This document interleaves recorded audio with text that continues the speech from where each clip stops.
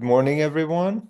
It's a pleasure to have Emilio back to tell us more about um, coverages and Grothendieck toposes.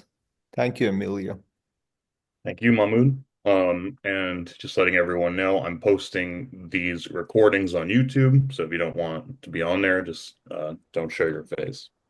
Okay, so I'm going to very quickly go through what we talked about last time, very, very quickly, because there's a lot I want to get to today. So the main object that we studied was a coverage.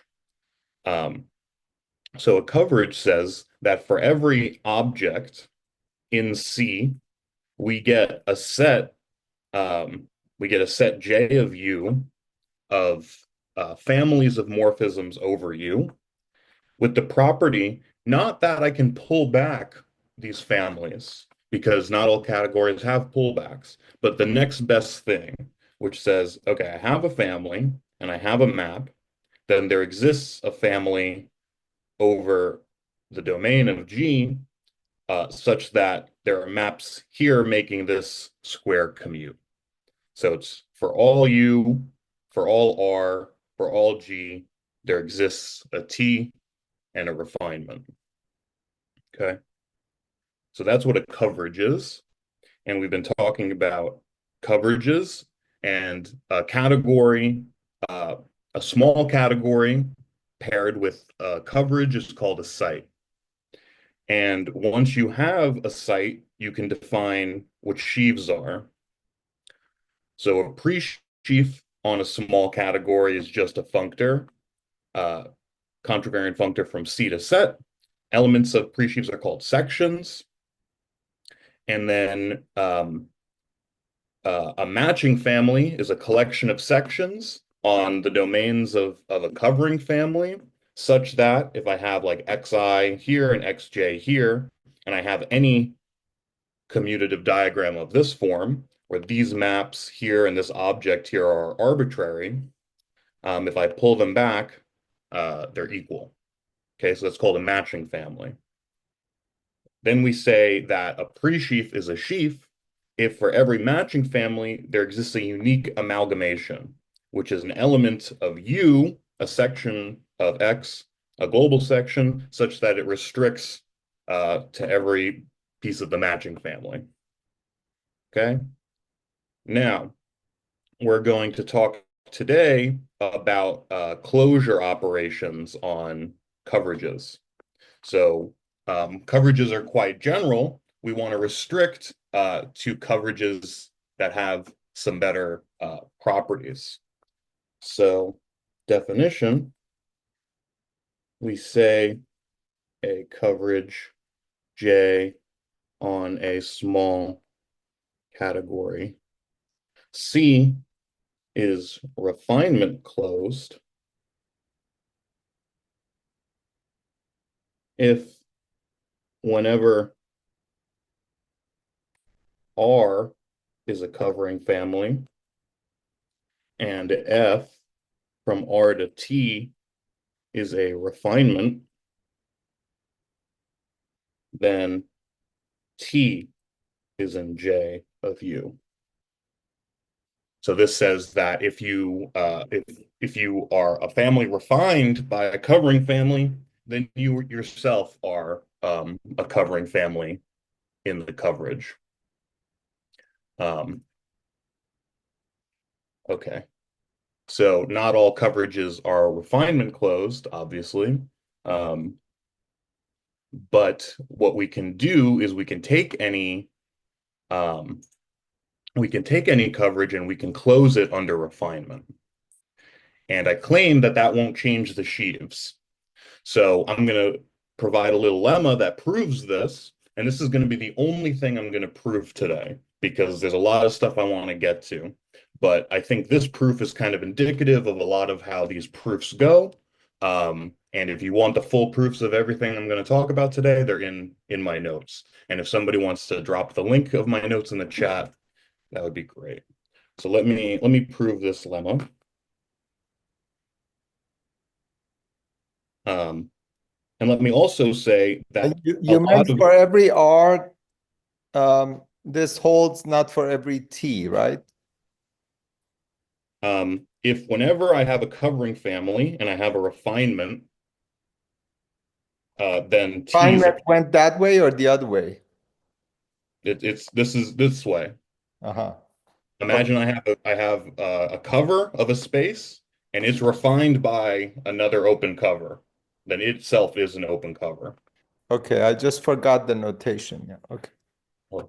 Um, okay, so let me prove this lemma, and let me just say that a lot of what I'm going to talk about today comes from Zenlin-Lowe's thesis. Zenlin-Lowe's thesis. If you just Google that, you'll find it. I can't remember the name right now. Maybe somebody else could also drop that in the chat. So yeah, Zenlin-Lowe, a lot of what I'm going to talk about today comes from his thesis, specifically the last appendix there. Okay, so suppose that J is a coverage on a small category C if X is a J sheaf. So that means it's a sheaf for every object um, and every covering family. So if X is a J sheaf, R is a covering family, and T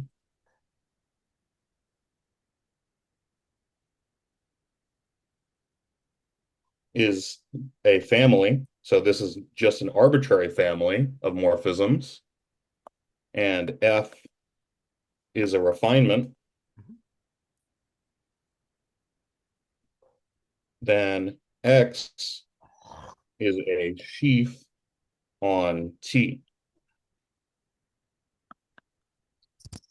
Okay. So if I have a sheaf on my site and I have a family that gets refined by a covering family, then I'm also a sheaf on that family. Because being a J sheaf, it only requires that I'm a sheaf on covering families. But this is a stronger statement. Okay. So so let AJ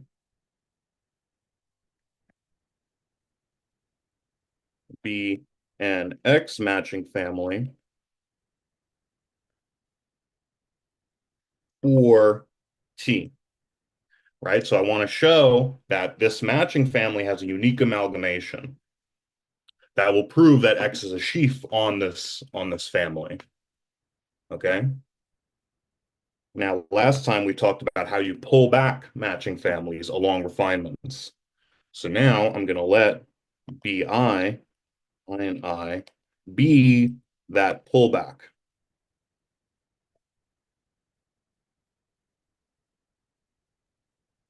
And notice that that changes the indexing. So recall this is now the family Fi A alpha I, where alpha comes from the refinement. Okay, so I've pulled back my matching family from T to R. So now I have a family here. Um, and we proved last time that this is also a matching family.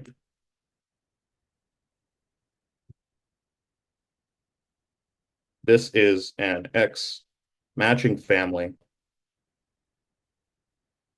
on R, but X is a J sheaf. So there exists a unique amalgamation B in X of U. So X of Ri of B equals BI for all I and I. So I pull back this family.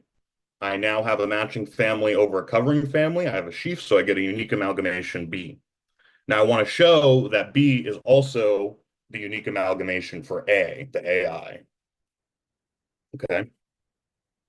So how do we do that? Well, um, since R is a covering family, um, for every TJ VJ to U, there exists a covering family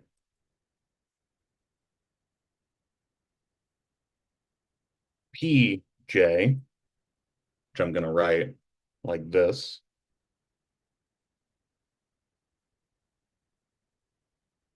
such that, um, and there exists a covering family and maps LK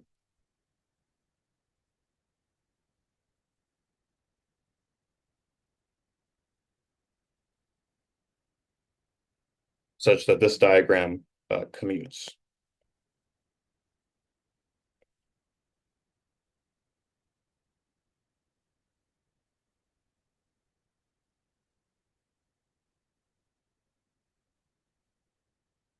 Okay, so this is by the definition of a coverage, right? So I have this.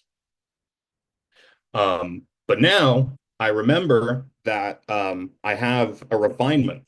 I have a refinement F from R to T. And that means that for every Ri, I have a map Fi to V alpha I, like this, right?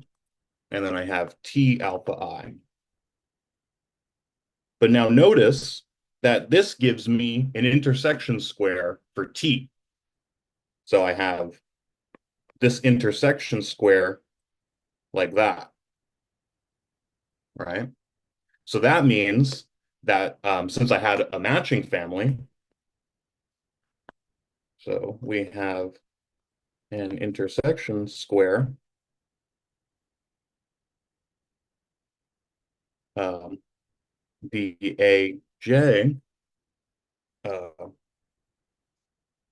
um, the AJ are an X matching family. So that means that X PJK of AJ equals X FILK of A alpha I. That's what it means to be a matching family. It means that I have, it means I have sections here, and then when I pull them back, they're equal over any intersection square. Okay, but now we can unravel this a little bit because um, this means that um, XPJK alpha J is the same thing as XLK XFI. So you see that when I unravel this, it swaps because it's contravariant.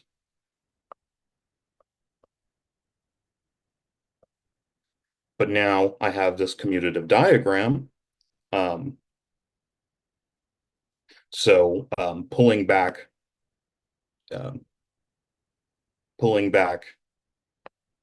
A alpha I by Fi by definition is Bi, right? So that means I have X, LK, Bi.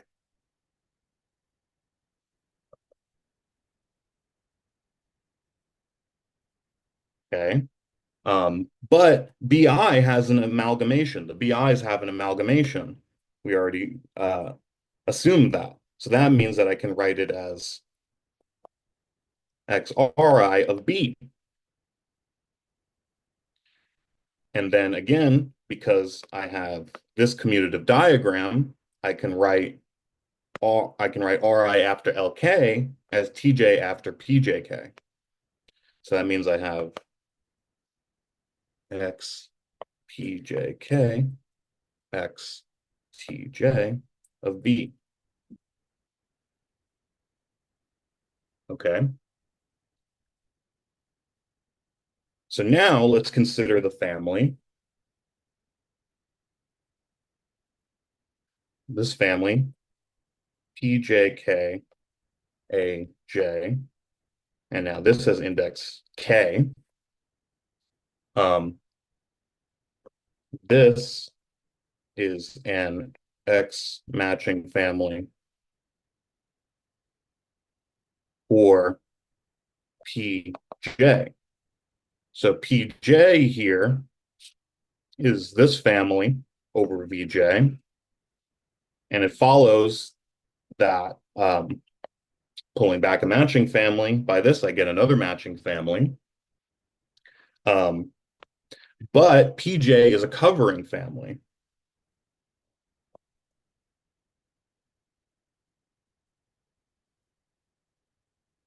And X is a sheaf. So there exists a unique amalgamation. A unique amalgamation uh, for this family.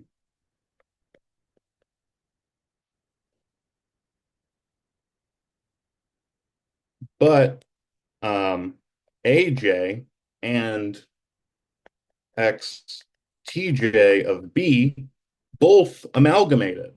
If I pull back AJ by PJK, then I get this, obviously.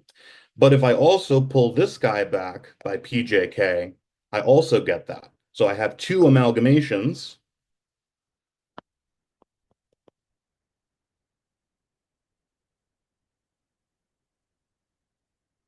So AJ equals X TJ B.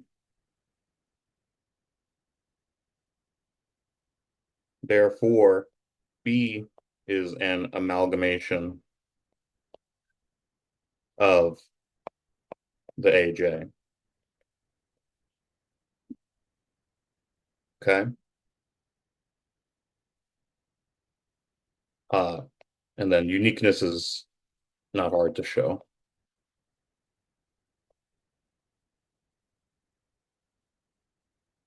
Okay, so that means that we've shown that whenever you're a family and you are refined by a covering family, then any sheaf is also a sheaf on that.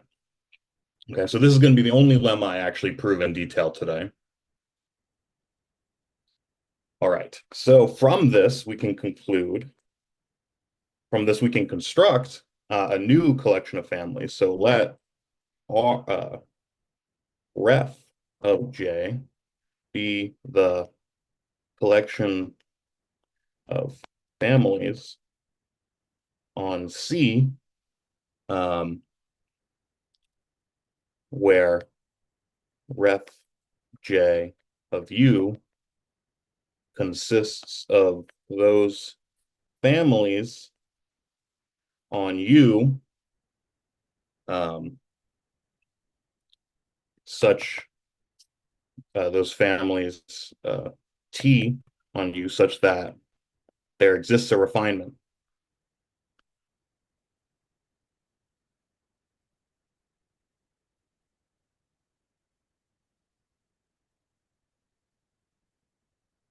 Okay, so I start with a coverage.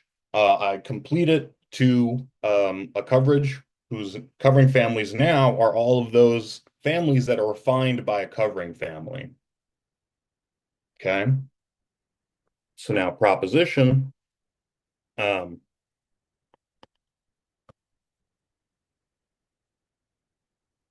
um,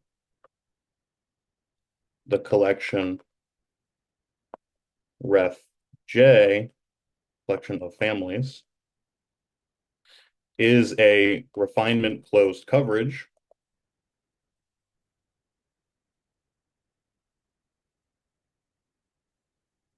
It is the smallest um,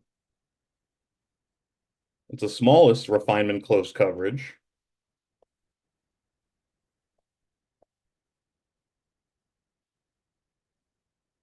containing J in the sense that um, and I defined what this means last time. And furthermore, if you're a sheaf on the original site, then you're a sheaf on the new site, and vice versa. Hey, Emilio. Yeah. Um, would you be able to give us an example? I mean, in my head, I'm thinking open sets versus basis of a topology or something like that. An example of a refined and closed coverage. Like something that, like an example where you have a family one would consider that's not part of your coverage, but is refined by the, Something that's not a part of the coverage. Okay, so take the coverage of good open covers, uh-huh. then covers are refined by good open covers, but they're not good open covers. Cool, thanks. Um, so yeah, we'll see later, like good open covers are the ultimate example of like the worst kind of coverage. Okay. Um, yeah, good question. Um, So good is bad here. I'm sorry. So good is bad here. Yeah, for the moment. They're open. Yep. Okay, so that's refinement closure. All right, so now we figured out a way of closing under that. Now there's one more condition, composition closure. I'm going to start trying to move a little bit faster here. So given a site, I can consider covering families.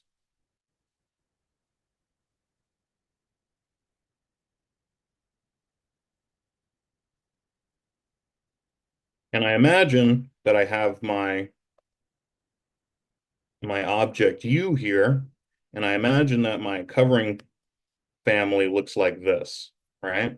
So I have a whole bunch of objects that map down to U, but then what if I look at each of these guys, the domains, and I stick on a covering family here, and I do the same here, and here, and here.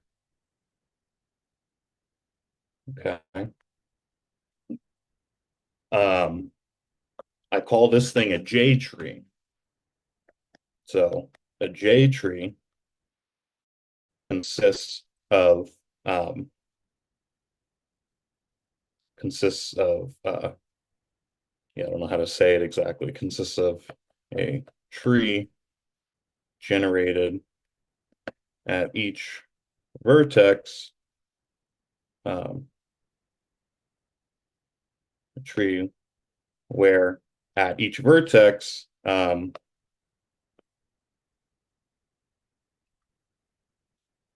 we have a covering family. Now, there's a little bit of a nuance here. This is also due to Zenlin-Low, the idea of J trees. So there's a little bit of a nuance here because a covering family can be infinite. So at each level, these could be infinitely wide, but I ask that they're finitely high. So I want this to be a finitely high tree. So I can build upwards as much as I want, but I can't, but it's infinite, infinitely wide. Okay. So then, um, given a J tree, and in the notes we're more precise about how you actually specify such a thing. But here I'm just gonna wave my hands a little bit. So if I'm given a J tree T, then T circ uh, consists of all the composites, all the maximal composites.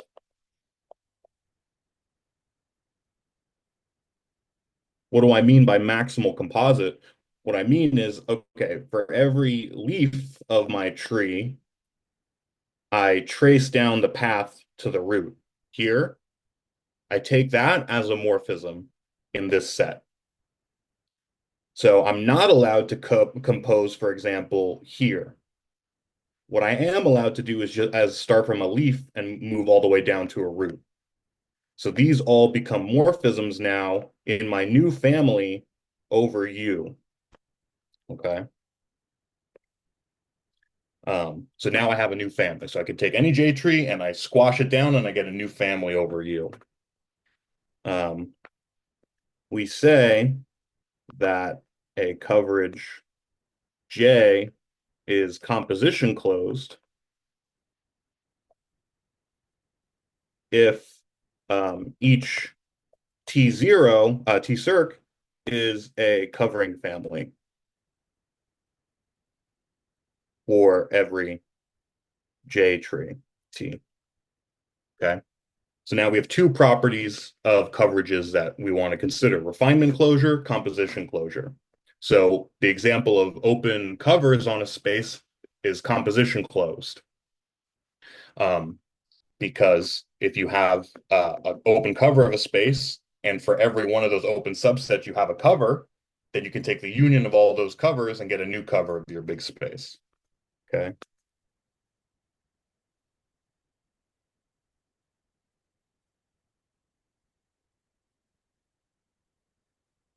Okay. And then, as before, there's a way to close any coverage under composition, and it's the obvious thing. So let me do definition first.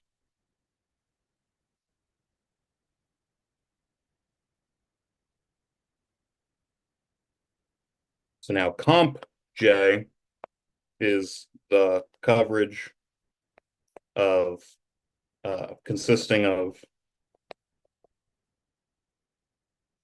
families T-circ, where T is a J tree. Okay, and then you can check this is coverage and it's composition closed. And then as before, this will be the smallest composition closed coverage.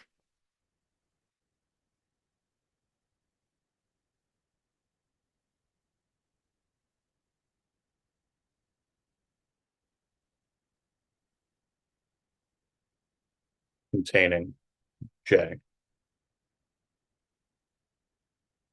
Because you can see that if I take a covering family, I can think of that as a tree of height 1. The composite is just the family. So that means every covering family is also the composite of a J tree. Okay. And then furthermore, the sheaves are the same. You're a sheaf on one, you're a sheaf on the other. Okay. This is considerably harder to prove than for refinement. Okay, so that's refinement closure and composition closure. Let me do one more kind of closure operation here. So let me change gears here a little bit. Given a small category C and U in C, a family R, Ri, Ui to U is a sieve if it is closed under precomposition by any morphism, i.e., if I have G from V to UI, then this map is an R. You're closed under precomposition. Okay. So lemma,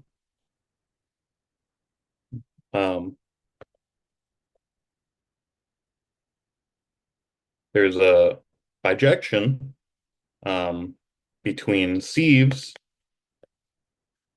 and subfunctors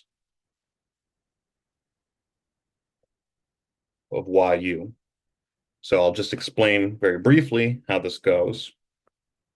So if I have a sieve, so proof sketch. So if I have a sieve R,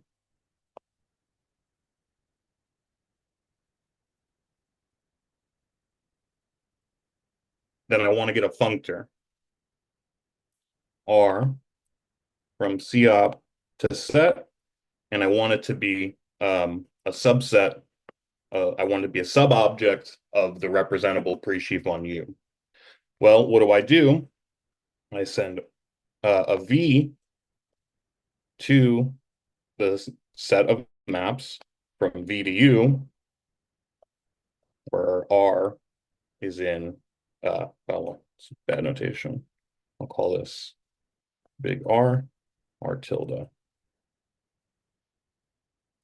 So I just look at the maps there. Okay. And because the sieve is closed under precomposition, this gives me an action by the morphisms. I just precompose, and then I get another right, I get a set of morphisms there. And now the reverse map says if I have an R tilde, I just send it to the union overall V and C R V.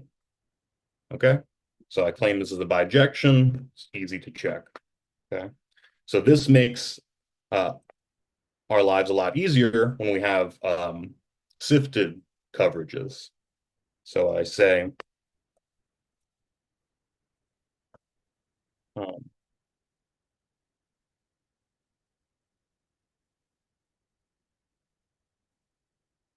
a coverage is sifted if each covering family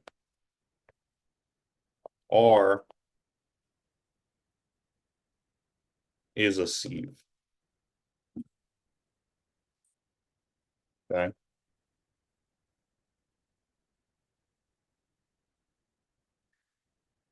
Given any family R,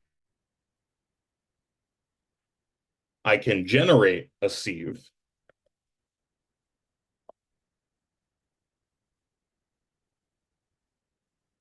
R bar, which is the set of maps to U that factor through some Ri. In other words, I precompose it with every map. So R bar is a set of maps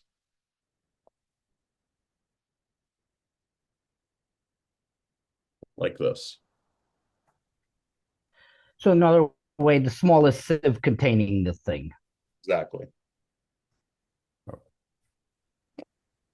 Okay. All right. So, Can I ask a question? yes. Isn't one of the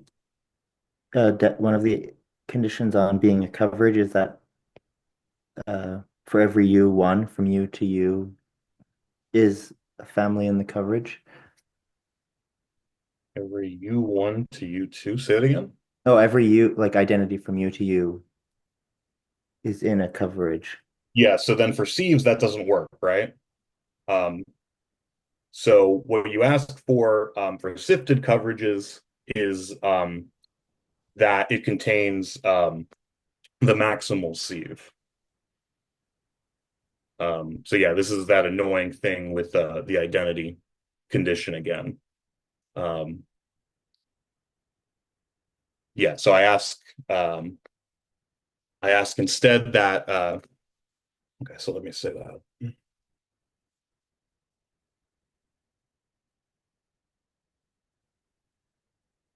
Or actually I'll just say, I already have it up here. So it's sifted if each covering family is a sieve. Oops.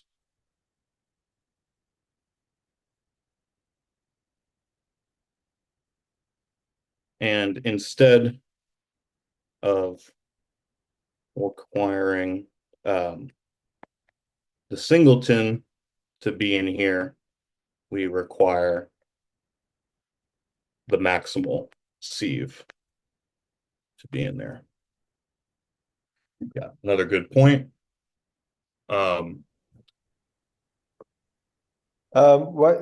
What explain that a little bit. That So means I have that without writing that it wasn't sufficient?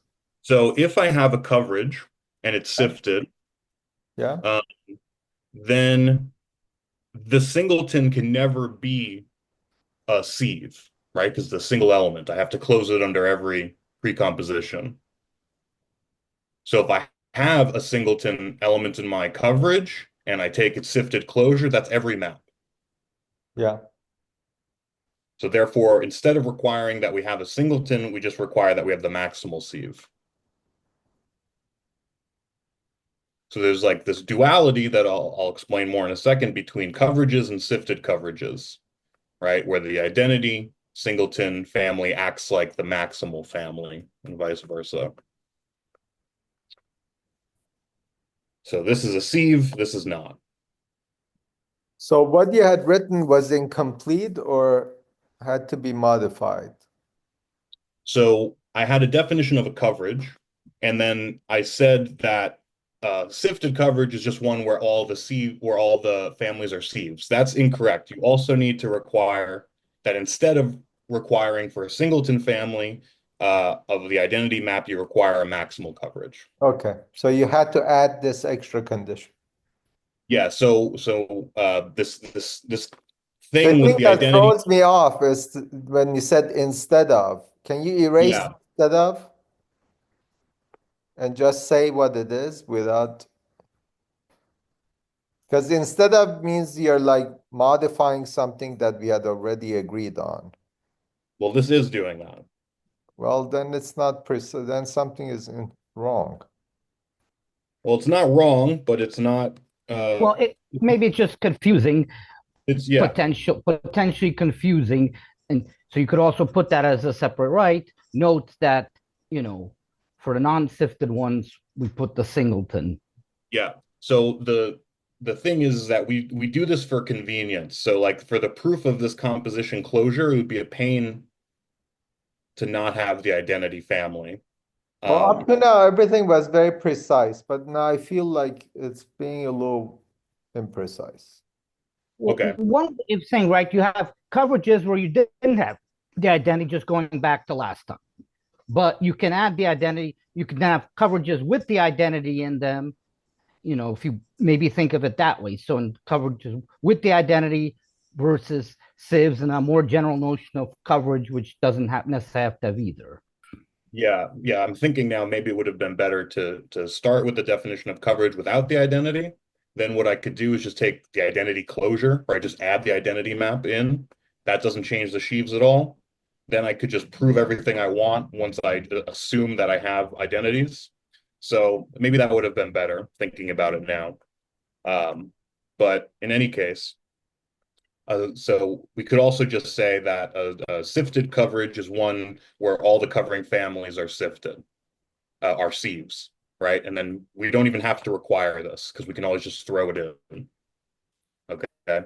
The And that thing won't is now change. you're requiring me to be a human, but I thought that this was like you could give these to a machine and everything was logical. So Well, unfortunately, I'm a human as well. So, no, uh, but you're writing some document that is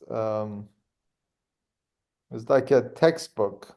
So it has to be a little bit more precise. yeah, it's a first draft. I'm sure there's going to be lots of issues. Just let me just to see if I understand sort of big pictures here. You can start with your most, general notion of coverage. And the point is now a lot of this talk seems to be about, well, here are different ways I can, modify that without changing the sheaves over it, such as I had thrown identity, I make it SIF-like. Ultimately, I only get Grothendieck topologies, Exactly. etc. Yeah. So the identity, that's why I didn't really think much about this issue because in my brain it was just like, oh, it doesn't matter. You could always just throw them in. But that's exactly what I was trying to get away from with the Grothendieck topology. So I've fallen into my own trap. But what are you gonna do? So I'll Well, make part of it is that some modifications like throwing identities or your natives are more mild than, say, growing all the way to a Grothendieck topology. exactly. So you're not worried about the mild ones, you're worried about the really severe ones. Yep. But Okay. forgive me, I'm just going to make one more objection. Okay. Because the whole point of this approach, it's all about these subtle nuances. Yeah. So now you're asking me to like go back and change some definition. Yeah. Yeah. So I agree. I should probably not require this as an axiom. And then just when I prove it, I'll just assume it. Yeah. So that's a change I'll make. That's also a reason why I wanted to give these talks is kind of Okay. Okay. okay, good. Fair enough. So there's some advantages to using sifted coverages. For example, given a category, and all my categories are small right now.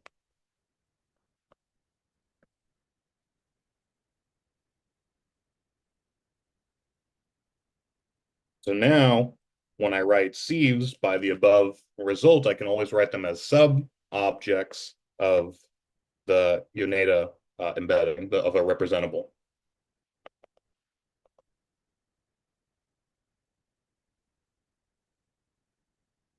There's a canonical map from pre-sheaf maps from R to X to the set of matching families from R to X. And this is a bijection. So for sifted coverages, matching families are exactly just pre-sheaf maps. Okay. So this is one reason why you might want to work with a sifted coverage. And then the sheaf condition becomes simpler. Um,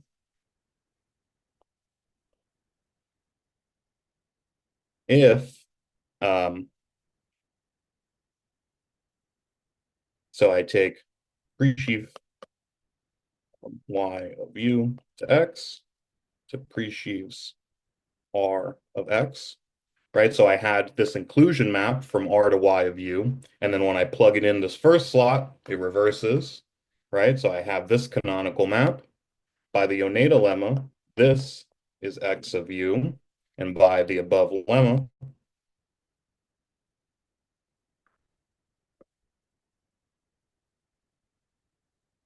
this is the matching.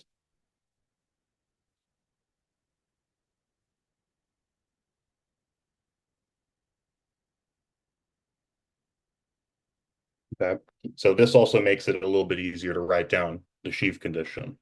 Okay. Okay, good. Now, if I have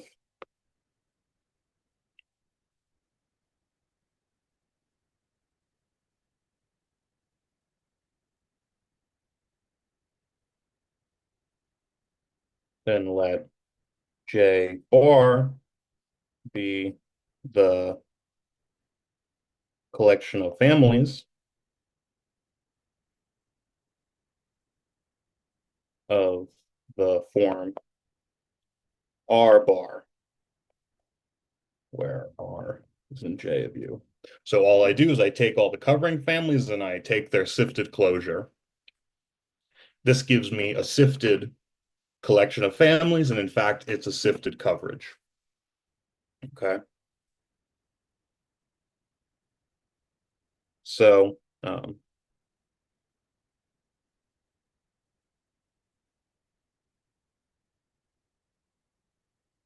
is the so now you can't really say the same thing because you can't really compare um, the sifted and non-sifted coverages, but what you can say is this is a sifted coverage, and the sheaves are the same.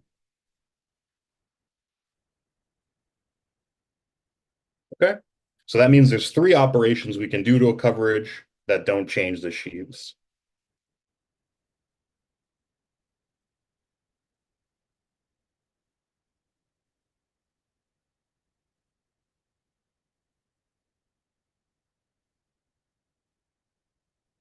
So we have refinement closure,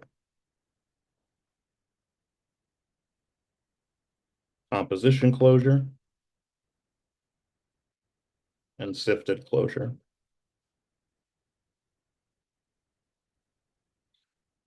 Okay. All right. So now we say a coverage J is saturated if it is refinement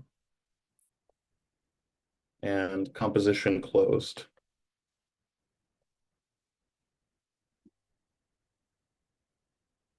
Okay.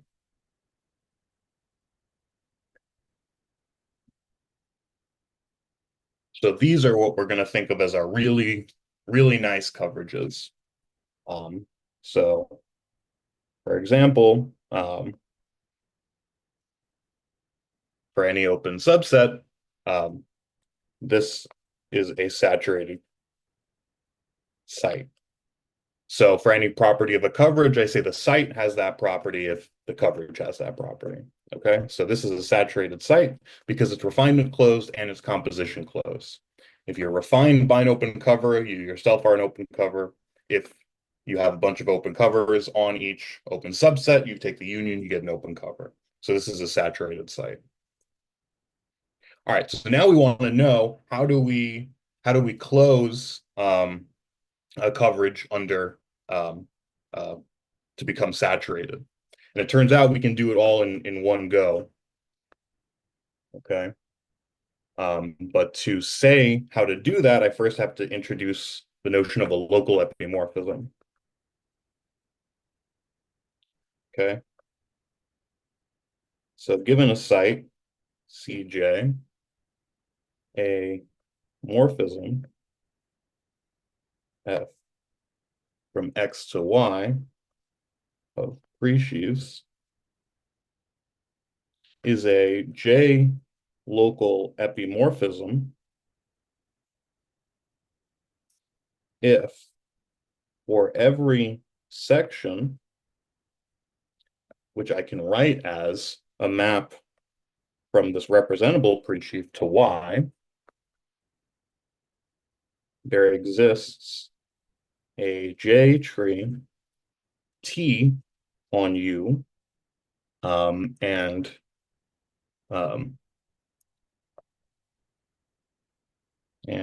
for each Ri from UI to U in the composite, a section YUI such that this diagram commutes.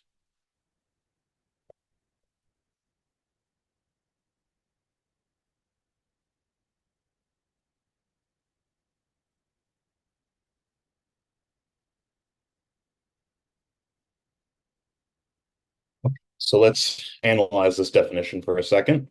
It says, this map is a local epimorphism if for every section, which means an element of Y of U, which is the same thing by the Yoneda lemma as a map from a representable to it, if I could lift directly to X, that would mean that this map is an epimorphism of presheaves.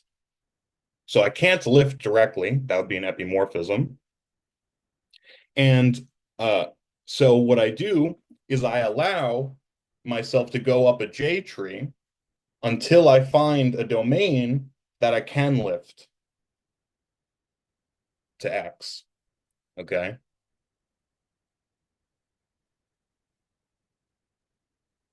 So that's what it means to be a local epimorphism. Now, if your site is composition closed, then J trees are the same things as covering families, and then this reduces to what you normally might see in the literature, where you just ask that this is a covering family. So not that you can lift directly, but that you restrict to a covering family, and then you can lift. Okay. Um, What is just Y? Y is just a pre-sheaf. Y is a pre-sheaf, and this is Yoneda of U. This is a representable on U. So then a map here is a section. So the Y is not the same. These are not the same. This is X and Y, and this is Y of U, Y of UI. But I mean the Y in Y of U is a different. It's not related to the Y That's right. in the codomain of Yeah, X. you could call this like A and B if you want. Oh. Okay. So these families of these J-local epimorphisms satisfy a lot of nice properties, and they actually characterize the coverage in a way that I'll maybe get to next time. But for now, let me just Can you summarize that in a few words or not? yeah, I'm a local epimorphism if so. First of all, what's an epimorphism I of mean, pre? summarize how they do the thing. Or is So that a long story that really needs next time? So what does it mean to be an epimorphism of presheaves? It means that for every U, the map X of U to Y of U is surjective, which at the same time means that for every map here, I could lift it and get a commutative triangle. Okay, that's exactly what it means to be an epimorphism of presheaves. Because if you're surjective for every U, that means that there's a lift, right? There's a section, right? Now, I'm saying something weaker. I'm not an epimorphism of presheaves, but for every such thing, if I restrict to a J tree and I go all the way back, then I can lift from there. Okay. Yeah, that was correct. That wasn't actually the question I asked, but never mind. Oh, I was sorry. just wondering, with the thing you're going to say next time, can you summarize that in a few words, or does that Oh, require a long story? yeah. So given a site, I'm going to talk about how to get a saturated closure. So the saturated closure of a coverage is in, like, I'll say saturated coverages are in bijection with what I call systems of local epimorphisms in the notes. So these local epimorphisms satisfy a collection of properties. And if you have a class of maps that satisfy that collection of properties, you can get a coverage from it that's saturated, and its local epimorphisms will be that collection. Okay. So I'm going to show this in the notes. It's like there's a bunch of bijections between saturated coverages, Grothendieck topologies, local epimorphisms, Mm-hmm. local isomorphisms, Lex localizations. So Yeah, thank you. I'm just asking that to help follow the big picture. yeah, the big picture is there's lots of different things that are equivalent to Grothendieck topologies. Yep. Mm-hmm. Okay, good. All right, so that's what a local epimorphism is. Now, given a site CJ, a family R from UI to U is called saturating. This is also due to Zenlin-Low. Is called saturating if this map is a local, say J, local epimorphism. So what does this mean? I take a family, I take its sifted closure, so now it's a sieve. Therefore, I can consider it as a presheaf, and it is a subfunctor of Yoneda. So I have this canonical map, and I can ask if that map is a J local epimorphism. Okay. If it is, I call it saturating. So this is pretty opaque, but let's characterize what a saturating family is like. Um, so um,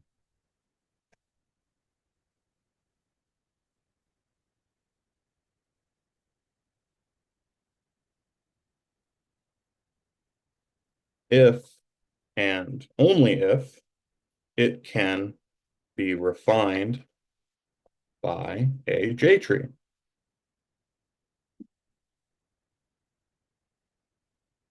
In other words, there exists a J tree T. So this is a family over a U. It's saturating if it can be refined by a J tree. So there exists a J tree on U and a refinement.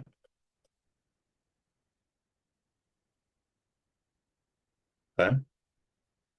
This just happens when you unravel the definition here of saturating. It's very straightforward. And then this leads to the next definition that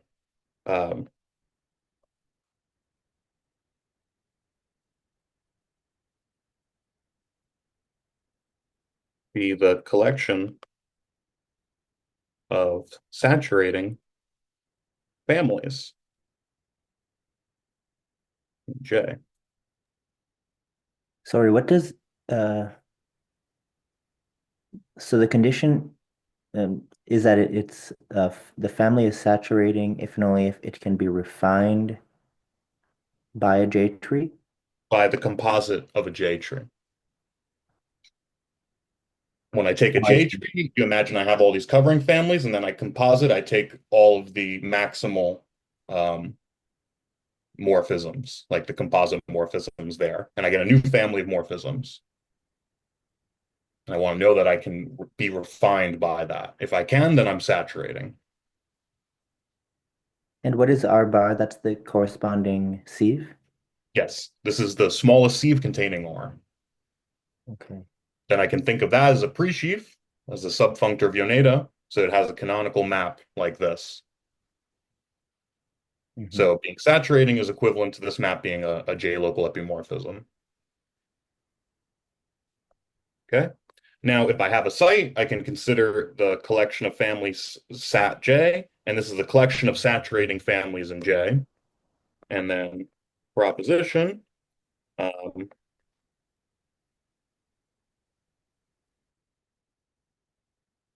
sat J is the smallest saturated coverage containing J. And as we expect,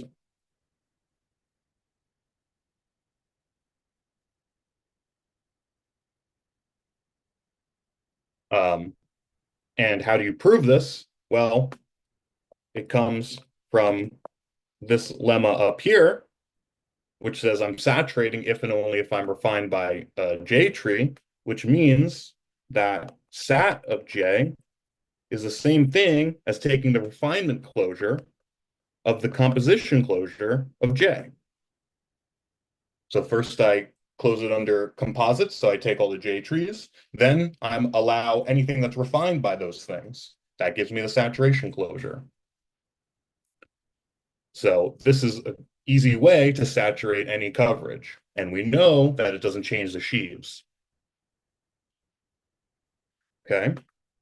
Now, new proposition. Well, actually, let me say, people here might not know the definition of a Grothendieck topology or Grothendieck coverage.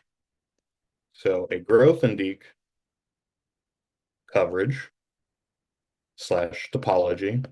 I use the words interchangeably. And now I'm going to use a capital J.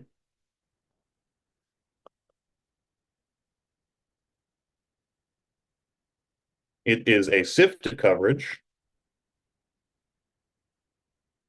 such that so if I have a covering sieve on U and V of U is a map,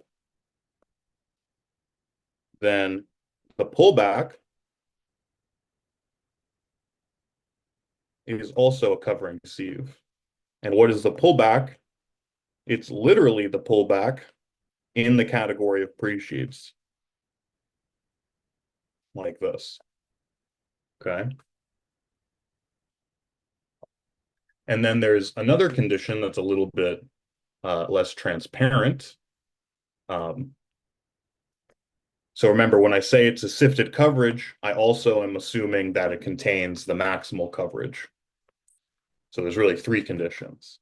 So now here, if R is in J of U, R prime is a sieve on U, and if I pull back R prime by some morphism G,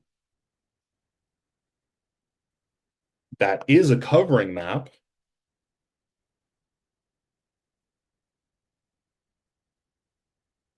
then R prime itself is a covering sieve.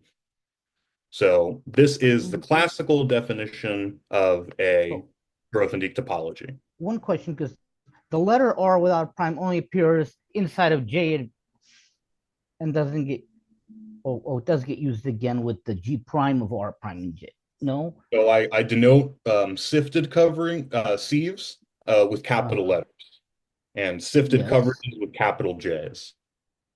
Right. But I have an R in J of U, and the letter R doesn't. I'm so. For every G and R V, it appears there. Okay, fine. Yeah, exactly. I see. Okay. That's what. So these are like sifted versions of refinement and composition, but it takes a little bit of unraveling to really see that. But I have that all in the notes. So this is the classical definition of Grothendieck topologies, and they are just examples of sifted coverages. Okay. Yeah, I just wanted to make sure it made sense tactically. Yeah. It does. Now I see. Okay. Good. So proposition, there's an isomorphism of posets, and these are large posets, where I take saturated coverages on a small category C, and I take Grothendieck topologies.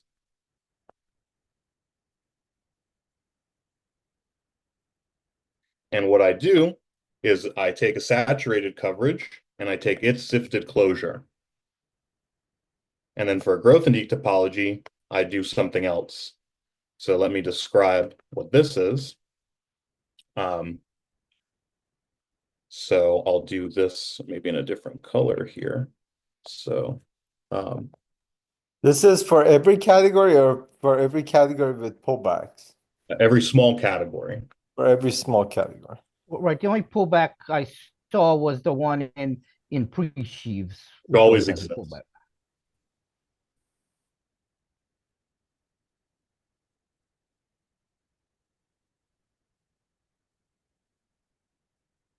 And J circ is the coverage where R is in J circ if R bar is in J. Okay, so this says, okay, here all I do is I take a saturated coverage and I close all the covering families under precomposition, I get sieves. Going the other way says I take a sifted coverage and I consider all those families that when I take the saturated closure, the sifted closure, give me a covering family, and that gives me a saturated coverage. And this is an isomorphism of posets. So could you just repeat a little slower what you just said about the zero map, the lower map? So this is like interior. I think of it like at the interior of a like in topological spaces. If you have a sifted coverage, that means every covering family is a sieve, right? Then I'm going to get a new coverage where the covering families are those families that when I take their sifted closure, give me a sieve in the original coverage. Okay. Thank you. Welcome. So therefore, this leads immediately to how you can take the Grothendieck topology generated by any coverage. So corollary. Taking the sieves that like remove sheaves and then taking this interior that adds to coverages, or sorry, yeah, like the top one removes, like it makes it smaller, and then the bottom one makes it bigger. No, no, no. So what this does is it takes every covering family in here and it takes the bar of them. So that means it has the same number, right? So there's like a bijection, but it's just that every family is now a sieve. But you could have like many families that go to the same sieve. That's true. That's true. So it's not yeah, bijection. I shouldn't have said bijection, but like there's you take everything, you take the sieve. So there could be it could like go to the same sieve. You're right.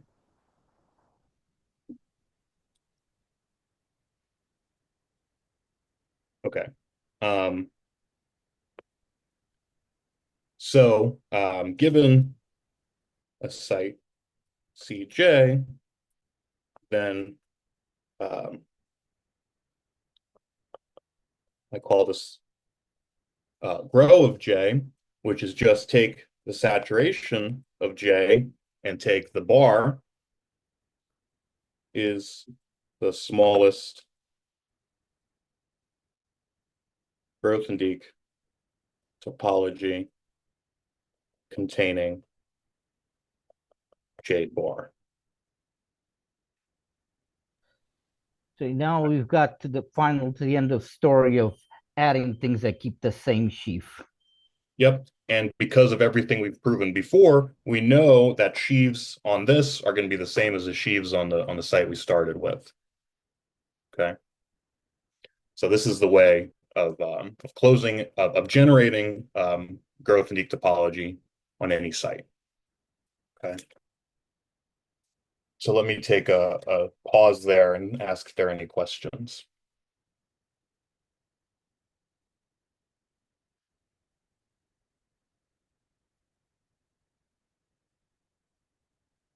Okay. So typically what you see in the literature, especially with differential geometry, is Grothendieck pre-topologies. So let me quickly say what those are. There's a lot of definitions. Sorry about that. And I remember from the last time you said the name pre-topology can be quite confusing in this context. I think it's quite confusing, yeah.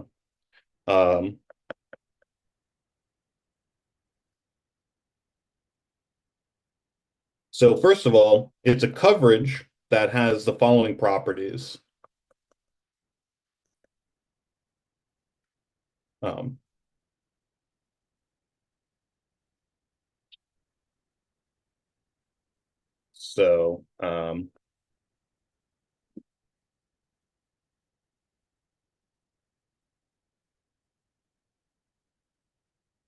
so if I have an isomorphism from U prime to U, then this should be, the singleton should be a covering. It's composition closed in exactly the way we were talking about before. And it's if I have a covering family and I have a map like this, then if I have R equals Ri Ui to U, then the pullback, the actual pullback,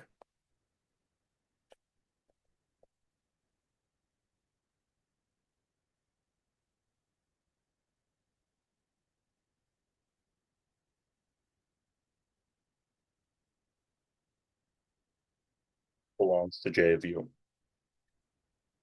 Okay. So a Grothendieck pre-topology is in particular a composition closed coverage where pullbacks actually exist in the underlying category. Okay. Now, Grothendieck pre-topologies are not necessarily saturated. So let me make a remark there. So remark.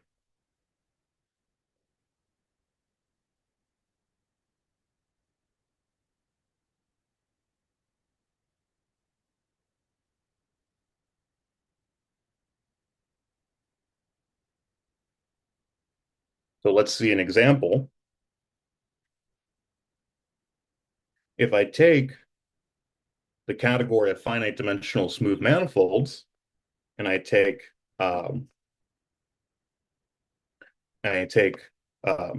J open, this is the coverage consisting of inclusions of open subsets such that the union is an open cover of the manifold.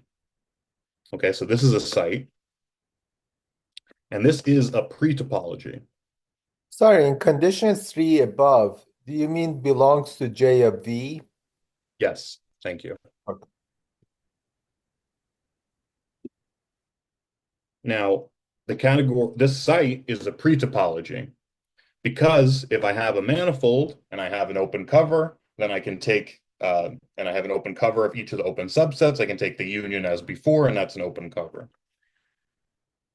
Pullbacks also exist in this case because if I have a smooth map F from N to M, and I have some open subset and an inclusion, then I can look at the preimage here. So this is literally the set theoretic preimage of U in N. So I look at the preimage, that's an open subset of N. But N is a finite dimensional smooth manifold, and open subsets of finite dimensional smooth manifolds are finite dimensional smooth manifolds. So therefore, this pullback exists. Okay. And if I take the pullback of an open cover, I get an open cover. So therefore, this is a pre-topology, but it's not saturated.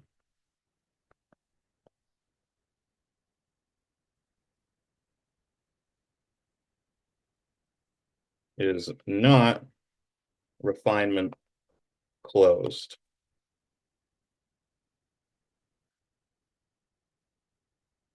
So let's see, why is that true? So suppose I have a collection of smooth maps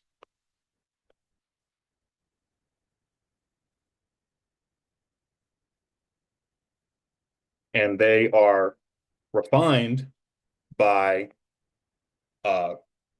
a collection of open subsets. These maps, they could be arbitrary. All I know is that this all maps to this. For example, this could be a point.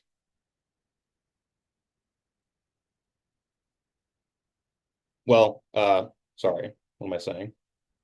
If I do, no, sorry, that can't be a point. But this could be quite an arbitrary collection, right?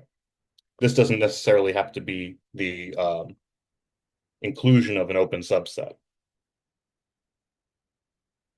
For example, I could take M, and this could be a coproduct of M, multiple disjoint unions of M.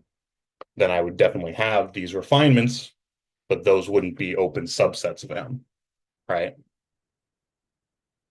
So it's not refinement closed, but it is a pre-topology. And since a pre-topology is already composition closed, if you want to saturate it, all you have to do is close it under refinements, and then it's saturated. Okay. So that's an easy way to go from Grothendieck pre-topology to a topology. Close it under refinements, then take the sieves. Right. But the kicker was that since you required a pullback in the thing, that's why, the pre-topologies don't give you all the Grothendieck topologies necessarily. Exactly. So multiple Grothendieck pre-topologies can go to the same topology. Right, but not every Grothendieck topology necessarily comes from pre-topology. Sure, yeah, because the category might not even have pullbacks. Okay. All right. Any questions about that? I want to really shift gears now and talk about some set theory.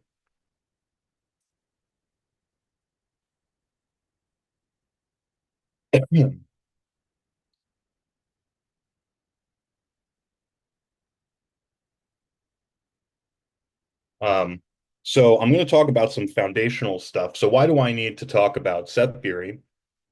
So next time, what I'd like to talk about is localization of categories. and locally presentable categories. And all of those need some set theory. And I also want to talk about large sites.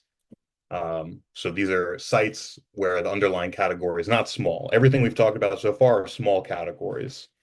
But there are a lot of categories that are not small or not even essentially small that we're interested in studying sheaves on, like the category of topological spaces. That is not an essentially small category. It's not equivalent to a small category because the category of sets includes into the category of topological spaces via the discrete topology, right?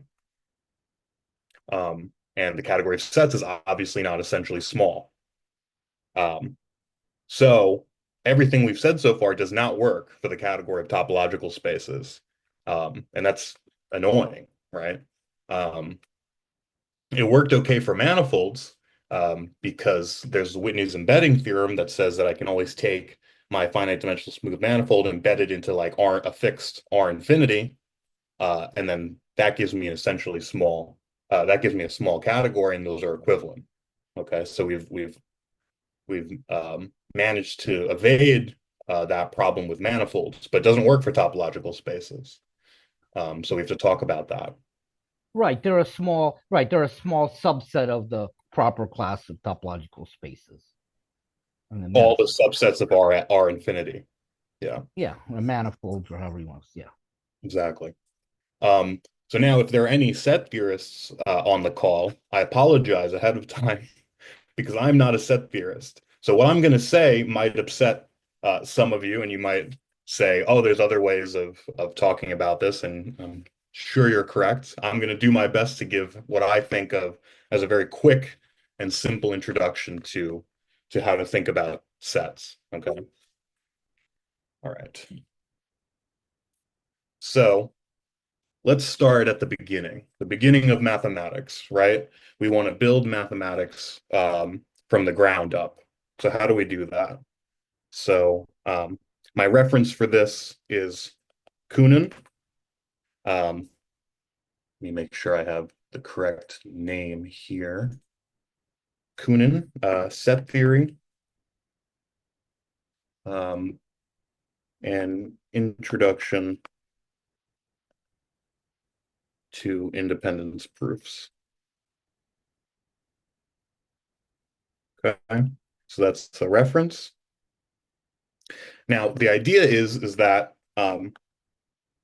we are children who don't know anything about mathematics. We have to build mathematics from the ground up. How do we do it? And you're in a classroom where you're teaching new math. Exactly. Yeah, new math.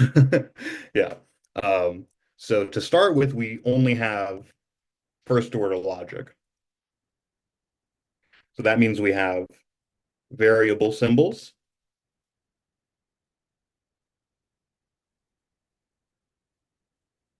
Um, we have logical symbols.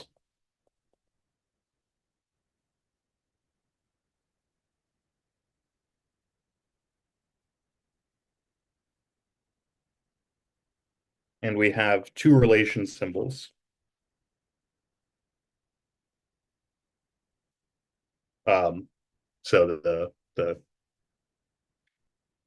is an element of relation and equality.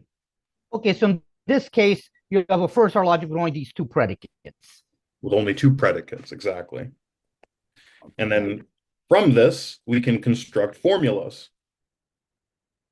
So a formula looks like I take some variable symbols and combine them with logical symbols to make formulas.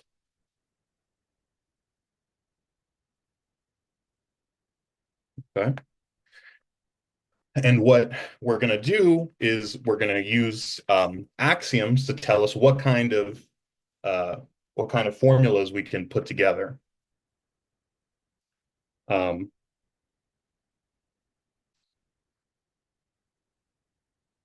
So basically, what we're going to start with is only these formulas. This is all we have to play with, and from this, we're gonna build sets.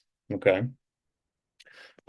So Kunin calls this the intended interpretation of ZFC. So also I should say that we're also going to have a deductive system, a formal deductive system. So we also assume we have a formal deductive system, i.e., if I know phi is true, then I can prove psi. And usually find psi are the meta variables that stand for formulae. Exactly. And then logicians write this like that. Okay. And the best reference for this is John Stone's Set Theory and Logic. It's a really tiny little book, gives you an introduction to all the formulas, how you manipulate those formulas and prove things with them. Okay. So we have formulas, we have first order logic, and we have ways of proving formulas from other formulas. Okay. Now what we do is just get my notes together here. Now we assume the axioms of ZFC.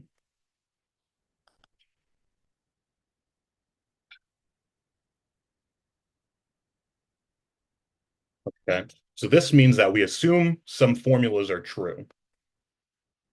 Okay, so one of them, I'm not going to give all the axioms of ZFC, you can just look them up. But one of them is comprehension.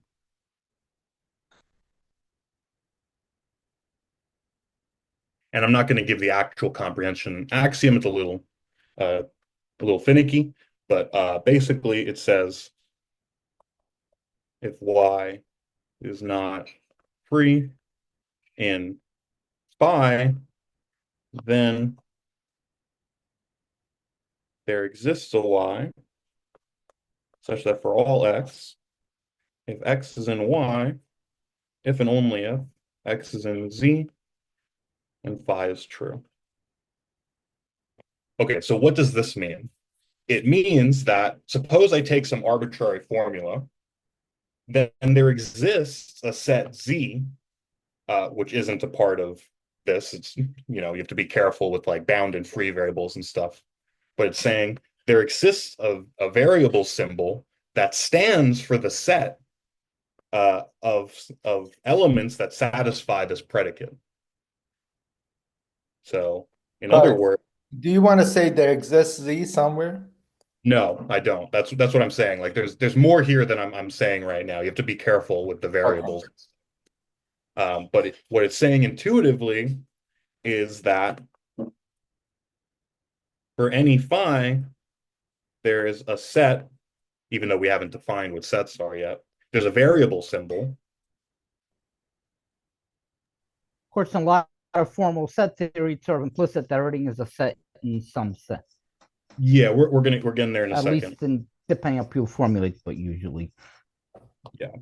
So it says that for any phi, there's a variable symbol z such that x what am I trying to say? Or rather, I should have said everything is a class, and then yes, which class or sets is another story. Oh, I'm sorry. I shouldn't be saying z. I should be saying y. Yeah, the z thing is to stay away from paradoxes. I'm sorry. What it's saying is that for any phi, there's a variable symbol y such that x is an element of y if and only if phi is true. In other words, like say phi is like I don't know. Let's just say that we have these other symbols, like x is less than 5, then there exists a set of x such that X is less than 5. Something like this. Yeah, this is the action that makes the set builder notation work. Yeah, yes, exactly. Comprehension allows you to do set builder notation. Then there's also extensionality.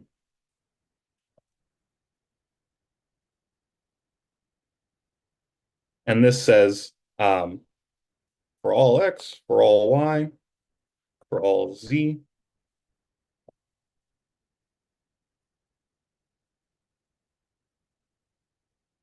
it says for any sets, in quotation marks, and for all Z, if every Z is an element of X, if and only if it's an element of Y, then X equals Y. So that means sets are completely determined by their elements.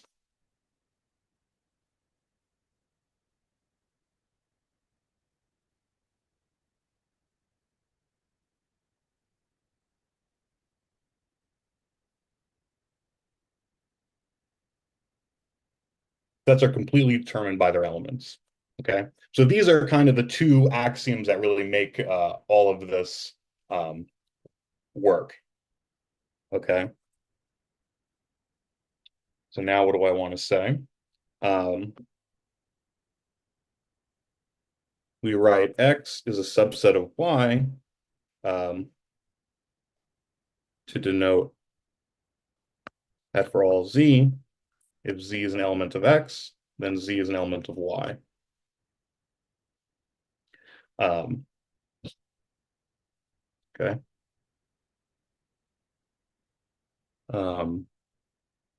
What did I want to say? Right. Okay. Yeah, I don't know why I said that. That's fine. Okay. Now consider by comprehension, we have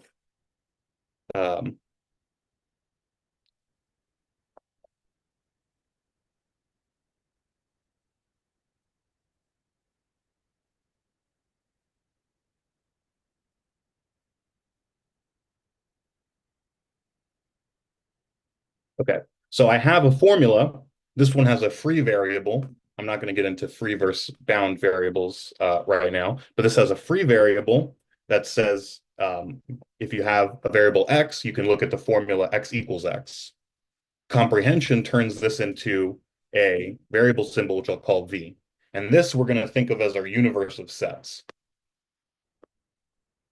We say that X is a set if we can prove X is an element of V using our formal deductive system. Okay. So this grounds all of mathematics, all of set theory in first order logic completely. And then we let the empty set be the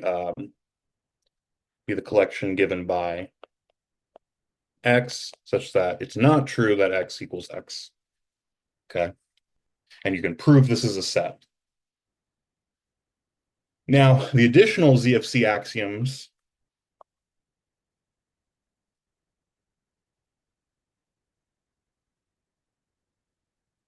allow us to encode unions, intersections,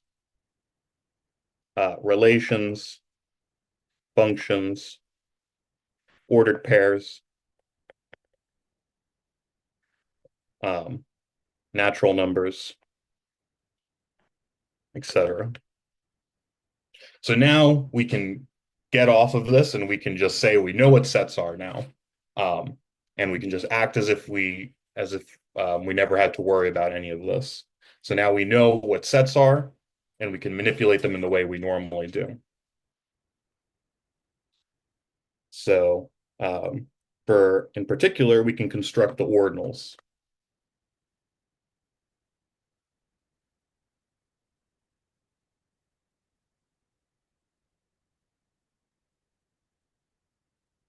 So we call the empty set 0. We call 1 the set containing 0. we call 2 the set containing 0, 1, 3 the set containing 0, 1, 2, so on. And then we let omega be the set containing 0, 1, 2, dot, dot, dot. And then we can let w plus 1, so this is just the natural numbers. And then omega plus 1 is the set containing omega 0, 1, 2, dot, dot, dot. Omega plus 2 is omega plus 1, omega 0, 1, 2, dot, dot, dot.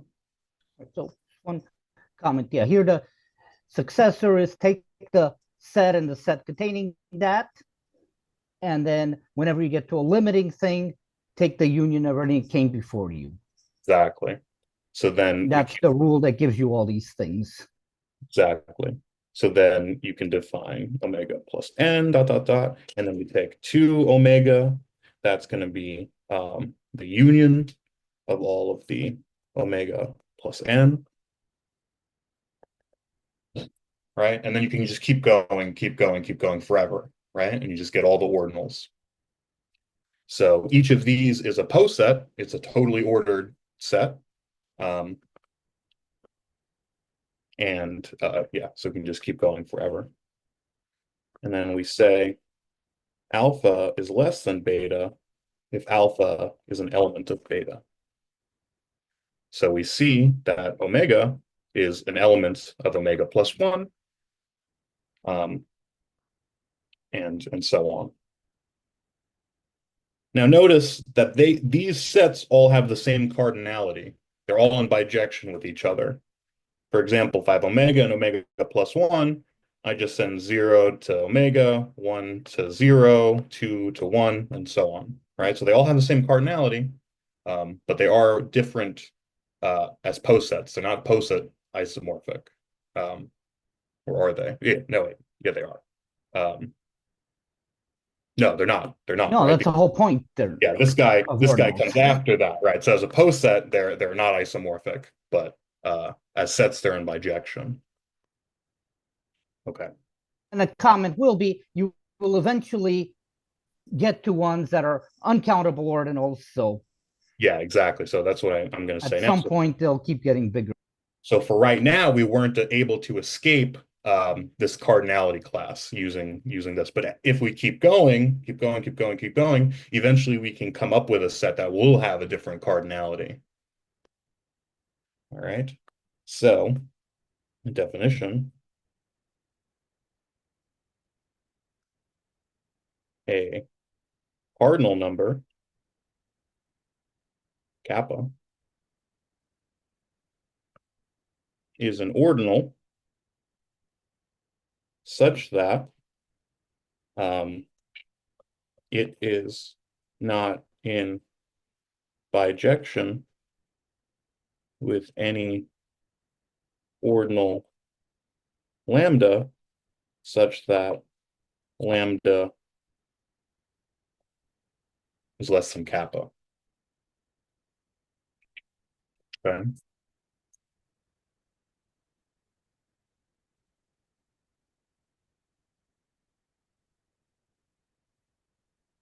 Okay.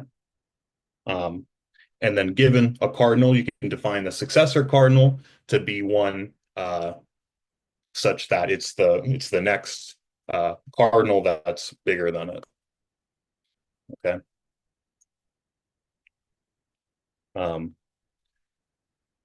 Right. So what do I want to say now?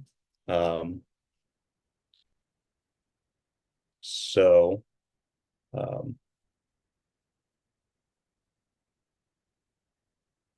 the question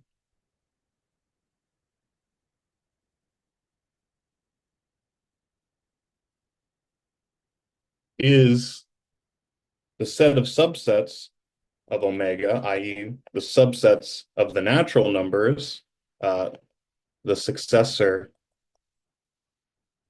cardinal of omega is called the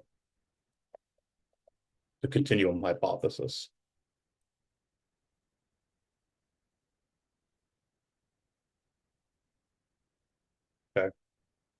So there are certain models of set theory where this is true and certain ones where it's not true, so it's not provable. And as a matter of fact, there's even a Sheafy way of proving it. Yeah. Yeah, it's in McLean and Not Morgan's well. book and they talk about forcing. Okay. All right. So there was a theorem proved by Zermelo in 1904 called the well-ordering theorem, which says that um, every set can be well ordered. And as a consequence of that, it means that every set is in bijection with a unique cardinal number. Is in bijection with a unique cardinal number. So every set has a unique cardinality, unique cardinal that it is in bijection with. Okay. Now we say some more definitions. Um,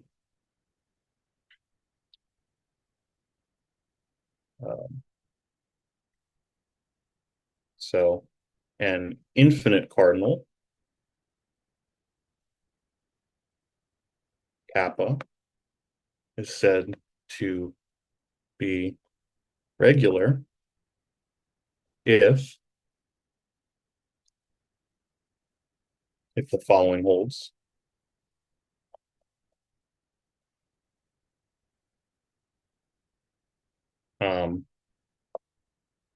If I is a set such that its cardinality is less than kappa, and I have an I-indexed family of sets, an indexed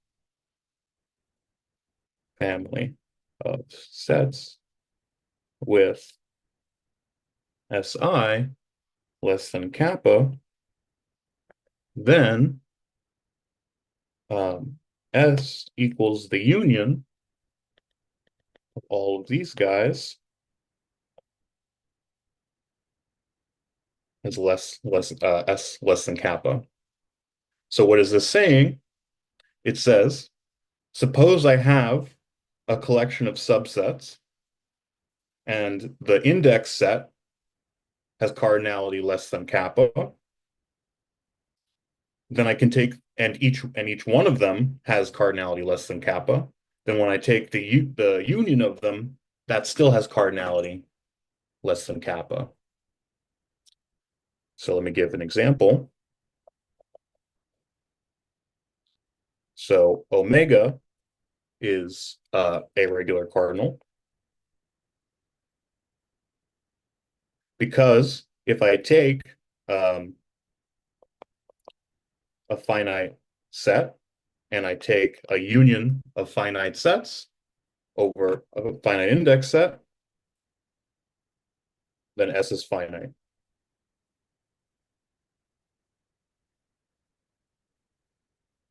Okay.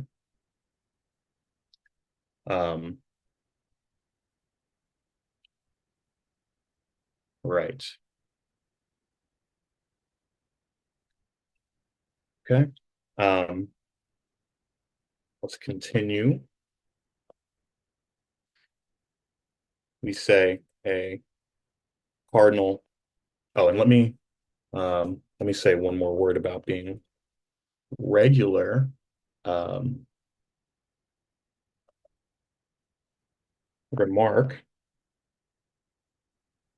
Okay.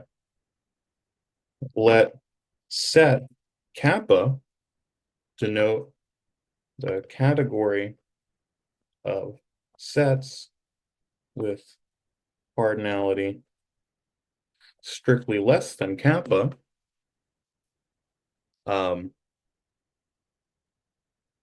Then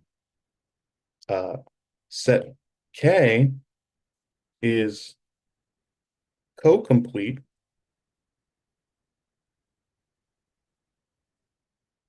if and only if kappa is regular. Why? Because suppose it wasn't regular, suppose it was what's called a singular cardinal, then I could take a union of a bunch of sets with cardinality less than kappa. I take their union, that's a colimit, and then that gets me out of the category. Okay, so regular cardinals are important for us because they make the category of sets co-complete. Okay.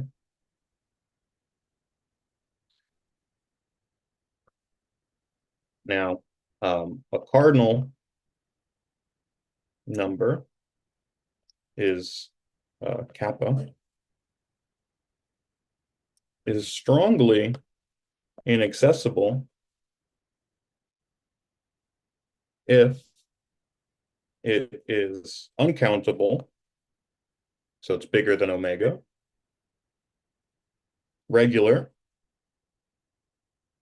and for every lambda less than kappa, 2 lambda is less than kappa.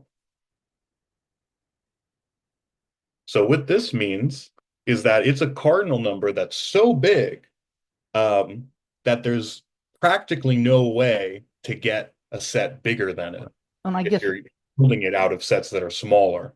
and I guess one comment that strict inequality is important because given a cardinal, 2 is always bigger, strictly bigger than it. Exactly.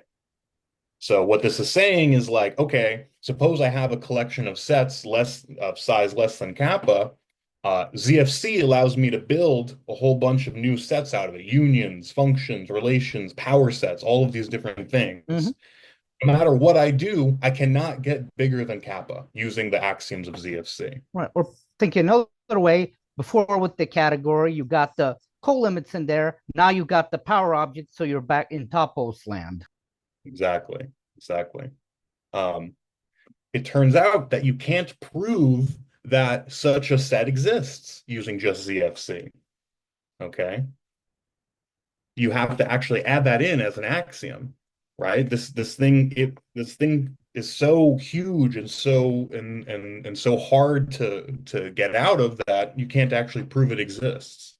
So we have to add that in as an extra axiom. And what I'm going to do is reformulate everything I've said using what's called a Grothendieck universe. So a Grothendieck universe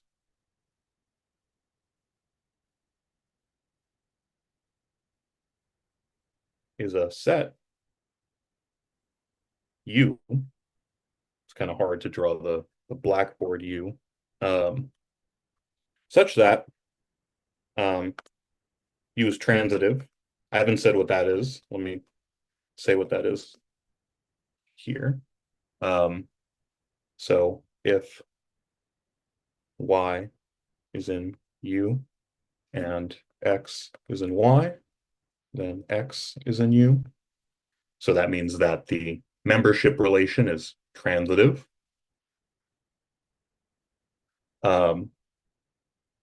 If X and Y are both in U, then the set containing them is in U.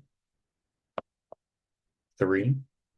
If X is in U, then the power set of X, or like that, is also in U. If X is in U and F from X to U is a function, then the union belongs to U, and omega belongs to U. Okay. So this is what a Grothendieck universe is. It's set such that all of its subsets, I can build up anything I want from set theory inside of it, and I can't escape. Okay. Right. And by the way, the axiom these things exist, sometimes it's called Tarski's axiom. Tarski's axiom. Well, I don't know if that's exactly what this is. This is called the universe axiom. Right. Well, So the sometimes I've seen that also from some books as Tarski's axiom because he yeah, did it. I don't know. But this universe axiom comes from Grothendieck and Verdier.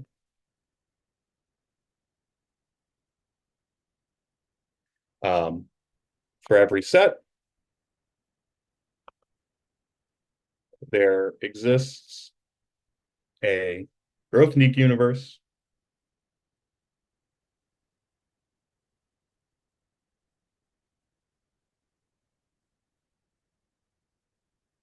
such that X is an element of it. Okay? So we throw this in as an extra axiom of ZFC. We call this the universe axiom. Why is axiom 2 not implied by the other ones? mm, uh, I'm not sure. We can talk about it after the talk if you want. You have to play around with it. But yeah, we can talk about it afterwards. Okay. So now what we're going to do is define what's called the cumulative hierarchy.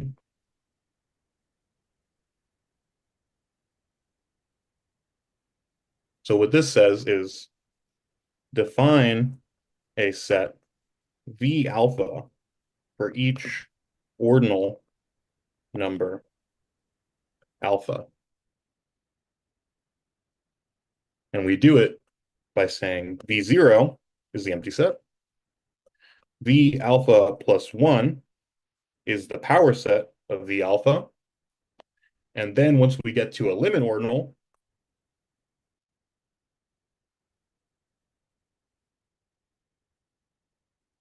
we take the union.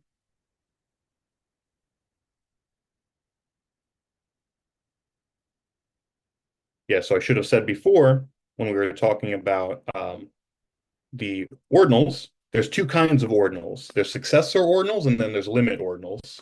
So here we see that each of these is a successor ordinal because it's just taking the last thing and taking the set containing that and all of its subsets. And then there's limit ordinals like omega, which say take the union of everything before it.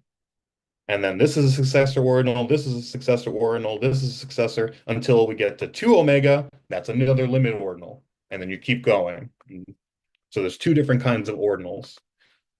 So typically when you do induction over the integers, you only do it using successor ordinals because every finite set is a successor ordinal. But then when you want to do it over all the ordinals, which then fills up all the sets, like are in bijection. Each set is in bijection with some ordinal. When you do that, you have to take into account successor ordinals and also limit ordinals. Okay. All right. So now we build up this huge collection of sets where I start with the empty set and I build up by power sets. Okay. This is called the cumulative hierarchy. Okay. So the rank of a set S is the smallest alpha for which S belongs to V alpha plus 1.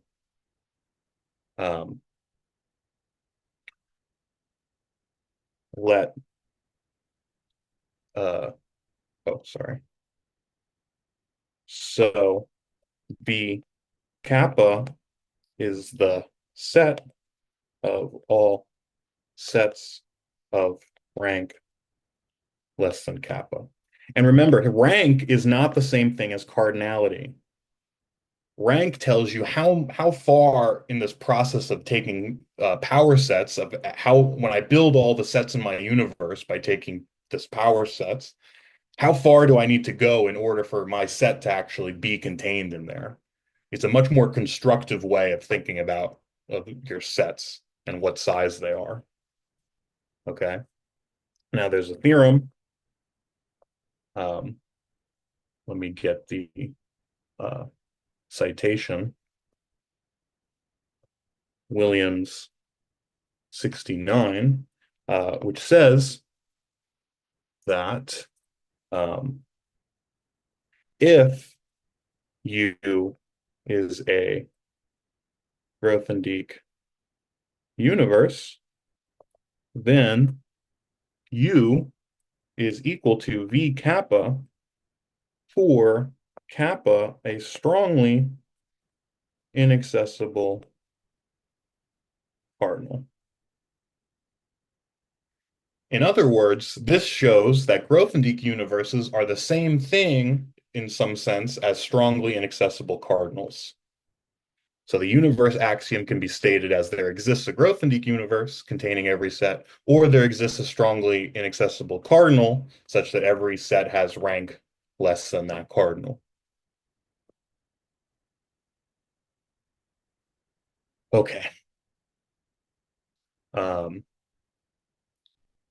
Good.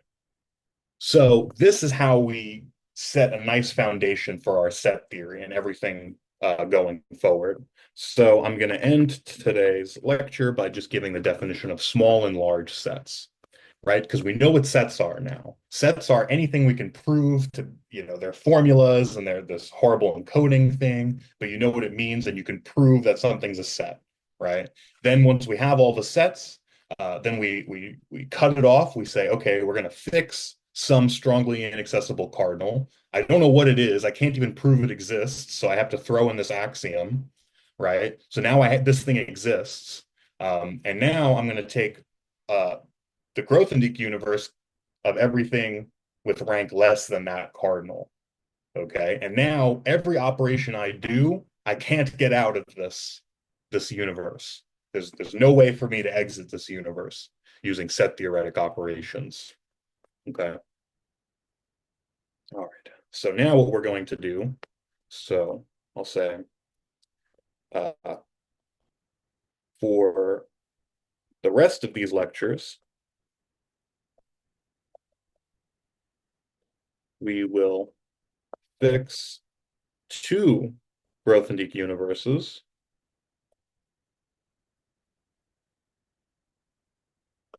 U and V. So I'm going to fix two of them, and I'm going to demand that one of them is actually an element of the other one. Okay. We say a set is small.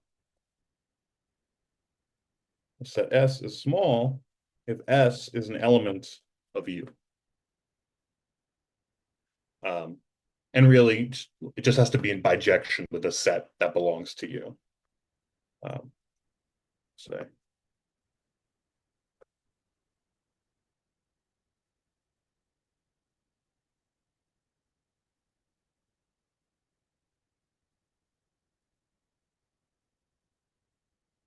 then we say S is large if S belongs to V, with the same caveat that really just needs to be in bijection. We say it is very large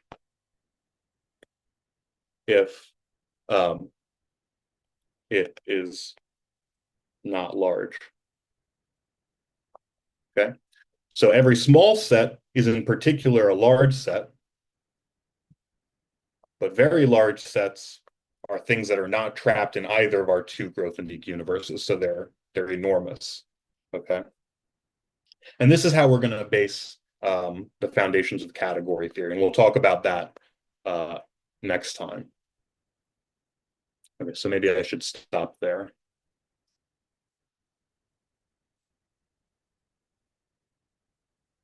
All right, any questions? Not a question, but I want to thank you again. And the same compliment I gave for the last talk applies to this one. Thank you. Thank you, Ray. Appreciate it.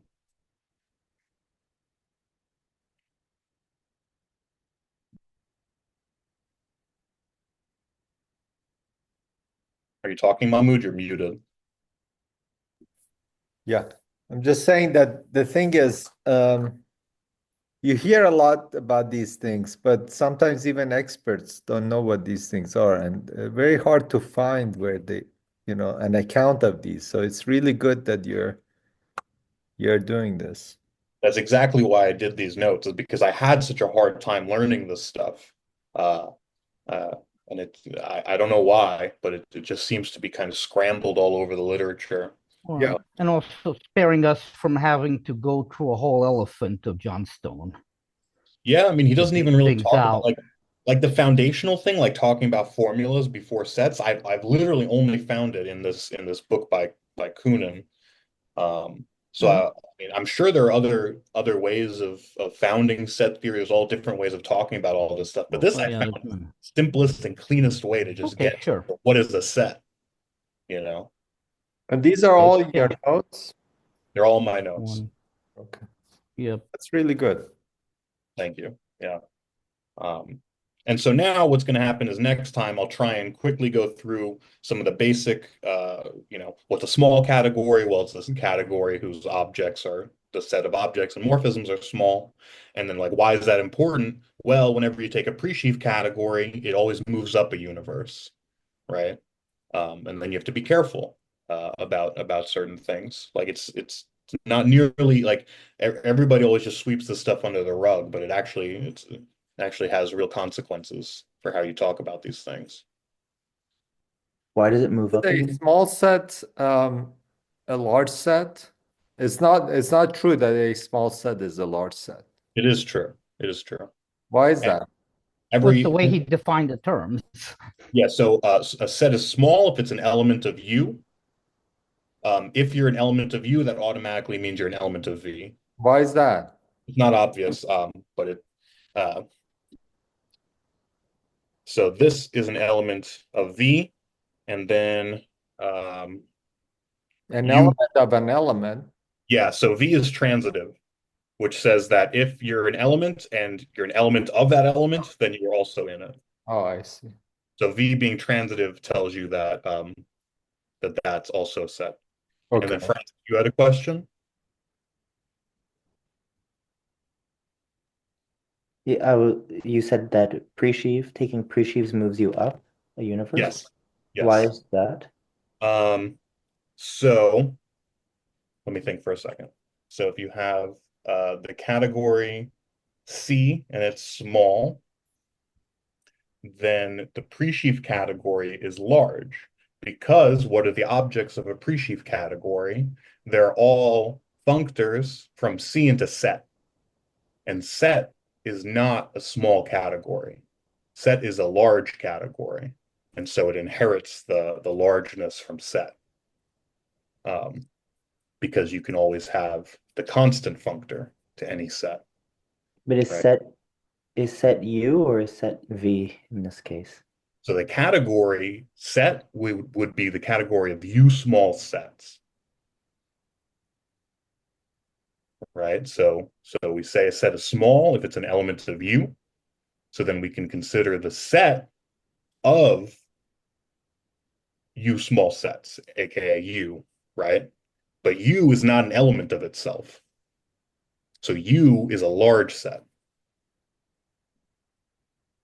Does that make sense?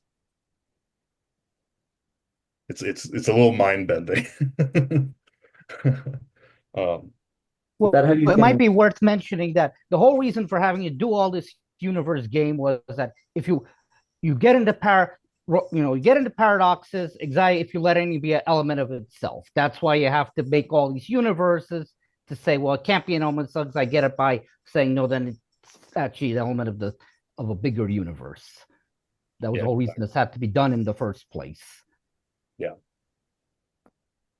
Sorry, I'm gonna stop the recording so that it's